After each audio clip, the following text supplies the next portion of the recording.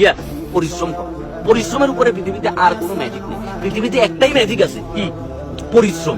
পরিশ্রম করতে হইব, সেই অনুযায়ী সফলতা পাইতে হইব। জীবনটা জসিম কাকা লটারি না একটা লটারি কিনলিয়া 40 লাখ টাকা জিতে গেলা, কিংবা আলাদিনের সেরাক পাই গেলা, ঘষা দিলে জিন বাড়িল, জো হুকুম যাবো না তোমাকে তো এবার কাতারে লই যাবো, অস্ট্রেলিয়া লই যাবো না কাকা। পরিশ্রম করো, সেটা তুমি যা কিছু করতে পারো।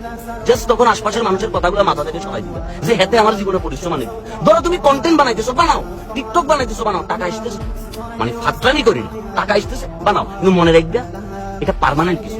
সাময়িক এবং পার্মানেন্ট এই দুটার ভিতর পার্থক্য আছে। তোমাকে আগে দেবো পার্মানেন্ট দেবো। ধরো আমি কন্টেন্ট বানাইতেছি, টাকা আসতেছে, কিন্তু দিন শেষে আমার কিন্তু ব্যবসা আছে। ওইটা আমার মূল খুঁটি, যে সোশ্যাল মিডিয়া বন্ধ হয়ে গেছে, প্যারা নাই, আমি আমার ব্যবসা করি। পরিশ্রম করুন, কামলা দিব, আম বেচমো, জাম বেচমো, রস বেচমো, কোনো প্রবলেম নাই। দিন শেষে তোমার শক্তি তুমি, দিন শেষে তোমার এনার্জি তুমি, দিন শেষে তোমার পরিশ্রম তোমাকে করতে হবে।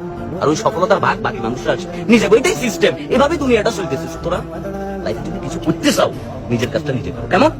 আর এই ফ্রি জ্ঞানটা ভালো লাগলে বাকি বন্ধু বান্ধবদের সাথে শেয়ার করো। বাকি বন্ধু বান্ধব যারা ডিপ্রেশনে আছে, কাঁথার তলি বসি ইলন মাস্ক হওয়ার স্বপ্ন দেখতেছে, না ভাই এত সোজা না।